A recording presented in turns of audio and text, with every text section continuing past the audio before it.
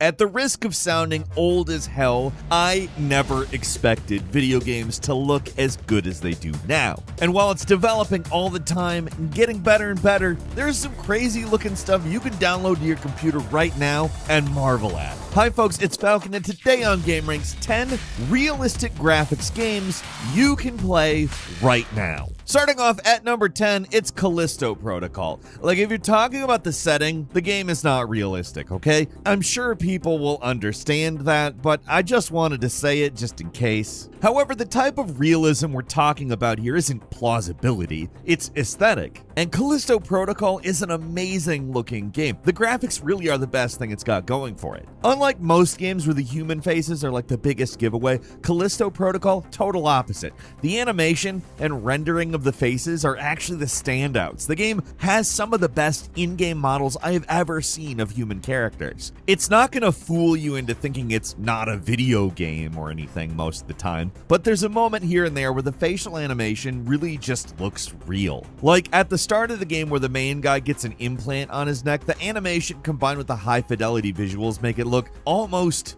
real. I mean, there's still only so much a game like this can do right now, that he's getting an implant into his neck that functions as his health bar, and we just haven't reached the level of technology where there's no uncanny valley at all, but it's really impressive. At number 9 is Call of Duty Modern Warfare 2 from 2022. Some might argue this game doesn't look as good as its predecessor, and in some ways, it's true. The campaign's a little more varied, with a little more location hopping and less darkness to cover things up, so there's parts that look a little rough by its predecessor's standards. On the other hand, there are certain levels that just look stupid realistic, like this early mission set in Amsterdam. It's almost uncanny how closely they were able to model the famous Riverside Street. The detail on display is incredible, and if you don't stop to look, it's really easy to miss.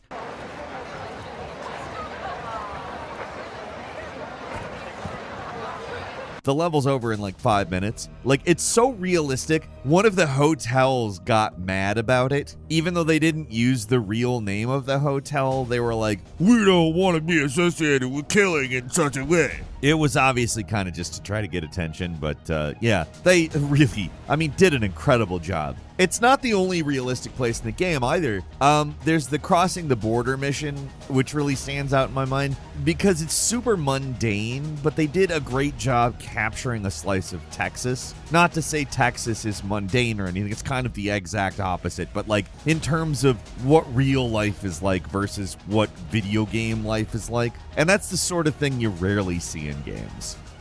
At number 8 is The Hunter Call of the Wild. A few years old, but a recent visual update really did a lot to make The Hunter's graphics shine. It was already a particularly immersive game, with some of the best rendered forests out there, but with the improved lighting engine, it makes the game look almost real sometimes. If you've never played it, this is a hunting simulator. That's all you do. You wander around the woods slowly and hunt wild game using tracking tools. A big part of the game is just slowly traveling from point A to B, which might sound boring, but the parks and forests are filled with such natural beauty. It's one of the most relaxing and contemplative games out there, and believe me, when movement is so slow, it has to look very realistic for us to call it realistic in context with these games. You don't even have to kill anything, though, in this game if you don't want. Some people are more than just satisfied wandering around, taking in the often amazing sights, and just hanging out in virtual nature for a little while. And number 7 is Trip FPV, the drone racer simulator. There is already something uncanny about drone camera footage, which actually works wonders for a game like this, which is literally simulating that. Set in some really detailed but also massive environments, this is a sandbox game that lets you practice your drone piloting skills without the danger of, the physical world. I'm not a drone guy. I'm a bird of prey. I hardly need drones to fly around and, see things. So I don't know how accurate the controls actually are. And from reading the reviews, they're not perfect, but I'm just looking at the graphics, okay? And this game is great at it. It does such a good job of capturing the feeling of flying a drone. The sensation of speed, flying through these tight environments, fantastic. And one of the game's most interesting features, the chase camera mode, where you follow along things like skiers and race cars.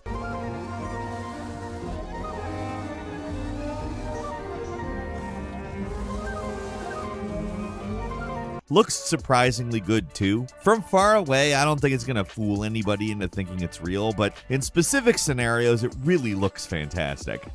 At number 6 is Hell Let Loose, a hardcore World War II shooter. It's not quite as bombastic as other massive scale multiplayer games that are out there, but its interests lie elsewhere. Instead of being flashy, it's all about realism, both in gameplay and in the visuals. Of course, it's a multiplayer game, so there's going to be immersion-breaking moments, but there are so many times with this game, you kind of just have to stop and take in what's happening.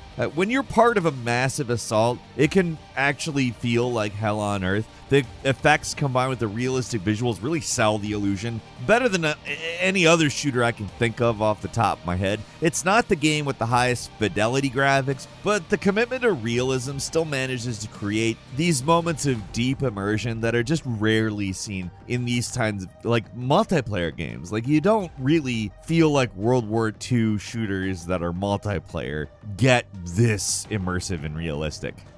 At number 5 is Lego Brick Tales. We're at a point in games where inanimate objects are pretty much perfectly replicated, and like, you can literally scan them. They're easier to make look realistic for that and a slew of other reasons. So the real limiting factor at this point is processing power. Lego bricks are just about perfect for accurate video game recreations because they're small, relatively simple in shape, and they're just chunks of plastic, which goes a long way to explain why Lego Brick Tales is such an amazingly realistic recreation of Legos. Unlike the Telltale Lego games, which mix bricks in with more traditional video game background elements, this game is all Lego all the time, and it's super accurate. These little dioramas look like they're right out of a Lego book, and they have the perfect display and lighting to really make them pop.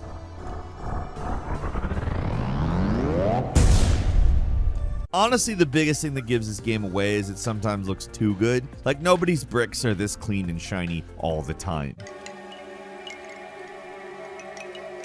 At number 4 is Dead Island 2. Might seem like a bit of an odd entry, but seriously, check out some of the environments in Dead Island 2. They sometimes look almost real, incredibly good. It's amazing. Visual fidelity was clearly important to these devs, and that's why each area is relatively small but jam-packed with details. The more mundane areas are the most impressive and believable, and that's hard to pull off. Some of the back alleys and interiors of the game's version of Venice Beach look like real places because of how normal they look. Certain dark interiors also look incredible with the flashlight equipped. Most of the time, flashlights in games come off as fake, like they give the whole thing away, but this manages to feel just about right, especially in places like old maintenance tunnels. There's plenty of areas that don't look real because they're filled with zombies and covered in blood, but in the relatively untouched places, in the mostly real world locations you visit in the game, it can look surprisingly good.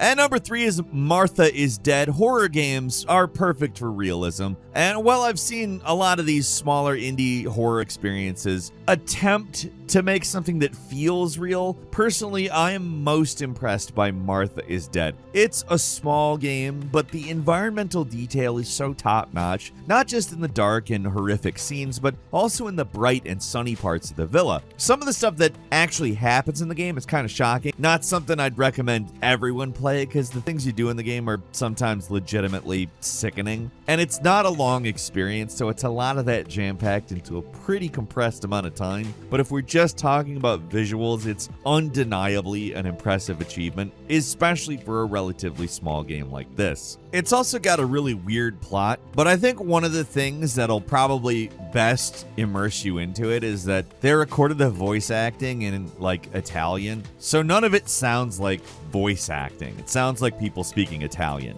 I realize that's not a visual aspect of it, but combined with the incredibly good visuals, for some reason I think it really does a lot to make it feel more real. And again, with some of the stuff that happens in this game, it's definitely not for everybody, but wow.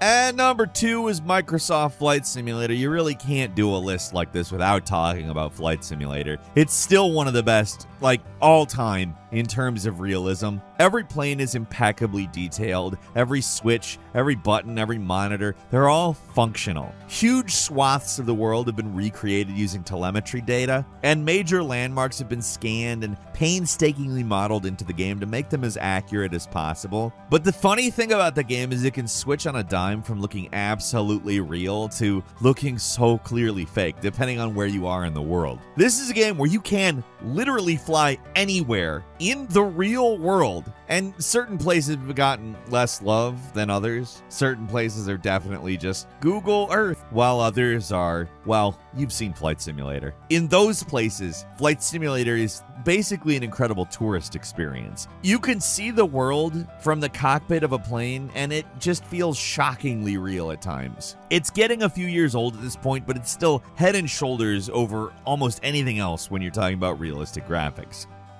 And finally, at number 1, it's Unreal Engine 5 demos. So Unreal Engine 5 can do some absolutely amazing things, like Lumen real-time global illumination and Nanite virtualized geometry, but as of yet, we haven't seen a game that takes full advantage of that power. Most games that actually use Unreal Engine 5 are still in development, but like Remnant 2, which is out, doesn't use Lumen, but those are full games, so there's so many other things going into their development. These demos are designed specifically to show off how incredible something is, like this Dune Desert landscape demo, which to call shockingly real looking would be an understatement. It is incredible, but even going a step further is that train station somebody made to look like a handheld phone filmed video. Like, in all seriousness, obviously they did it with camera tracking data because the motion in it is so incredibly realistic looking, and that's part of the reason you'd be forgiven for thinking it was just real footage,